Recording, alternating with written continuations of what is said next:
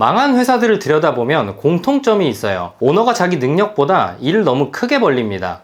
그 와중에 업무 인수인계도 제대로 안 되고 매번 사람은 바뀌고, 그나마 자리 잡고 있던 내부 직원들은 할 일이 점점 포화 상태가 되면서 결국에 버티고 버티다 지친 직원들이 하나둘씩 그만두기 시작하죠.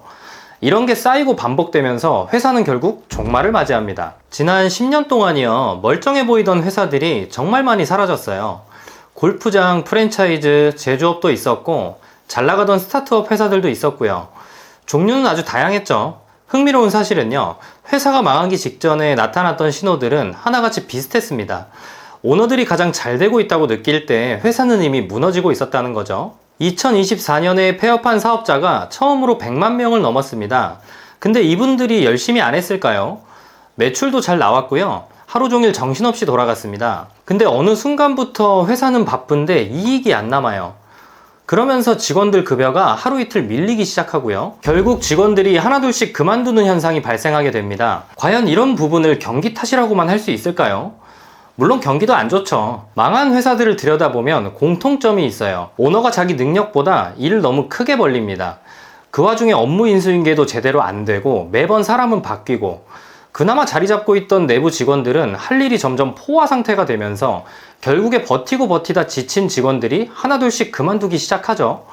이런 게 쌓이고 반복되면서 회사는 결국 종말을 맞이합니다. 안에서부터 이미 박살나고 있었던 거죠. 가장 치명적인 게 뭔지 아시나요? 사람 문제예요. 예를 들어서 회사에서 어렵게 계약을 하나 따왔어요. 진짜 힘들게 따왔다고 칩시다. 근데 막상 프로젝트를 시작하려고 보니까 사람이 부족한 거예요. 일은 있는데 사람이 없어요. 이렇게 되면 결국 업무 일정이 밀리고 납기가 밀릴 수 있고, 심하면 계약 자체에도 문제가 생길 수 있죠. 순간적으로 비용이 나간 건 그렇다 쳐도 앞으로 벌 수 있었던 수익을 놓친 건 정말 타격이 크잖아요. 중소기업 오너분들한테 경영에서 가장 힘든 게 뭐냐고 물어보면 업종 불문, 지역 불문 1위로 꼽는 게 항상 똑같아요. 인력 확보. 사람 구하는 게 제일 어렵다는 겁니다. 단순히 경기가 안 좋아서 그런 게 아니에요. 이건 구조적으로 고착이 된 문제니까요. 작은 문제로 회사가 순간순간 힘들 수는 있어도 결국 끝까지 발목 잡는 건 항상 사람 문제입니다. 특히 이런 회사들은 잘 보셔야 되는 게, 공고를 올려도 지원자가 너무 없거나 뽑았는데 금방 나가는 게 반복되거나 사람 구하는데 시간을 너무 많이 쓰고 있거나 일은 많은데 당장에 정규직으로 뽑기엔 부담스럽거나 인사팀이 없어서 반복적인 채용 일을 내부 직원들이 계속하고 있거나, 이런 게 하나라도 해당되시면 지금 이 얘기를 그냥 넘기시면 안 됩니다.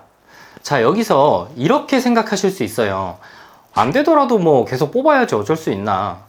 네, 당연히 계속 뽑아야죠. 근데 우리의 현실은 그 시간을 기다려주지 않잖아요.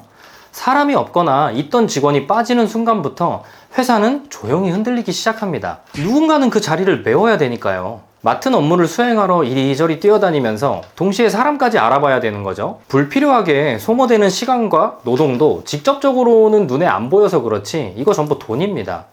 그럼 해결책이 있을까요? 자, 채용을 잘하라는 게 아니라 사람이 없거나 당장 빠졌을 때도 회사가 버틸 수 있는 운영 구조를 만드는 거예요. 그럼 사람 문제라고 하면 인력업체나 아웃소싱 업체 쓰면 되는 거 아닌가? 네, 좋은 방법입니다.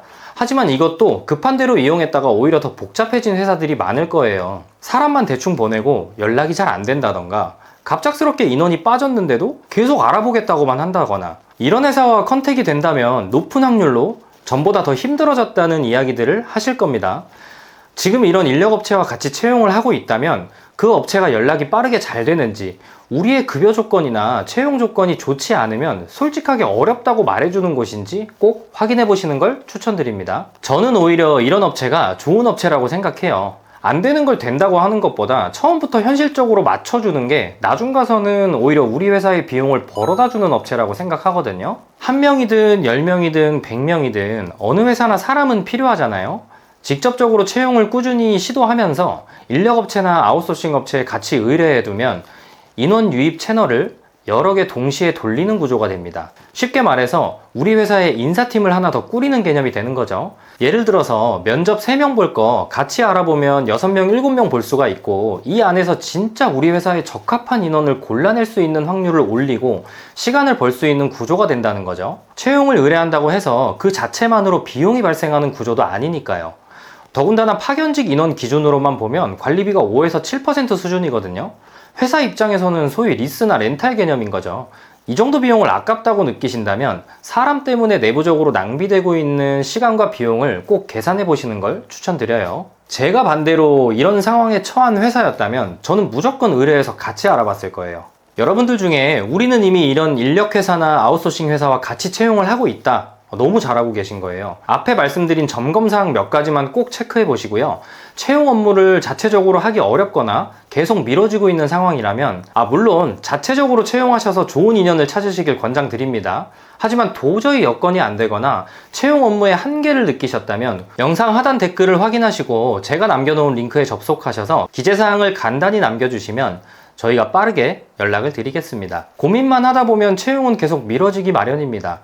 현재 상황부터 같이 정리해 보시죠. 영상 끝까지 시청해 주셔서 감사합니다. 다음 영상에서 뵙겠습니다.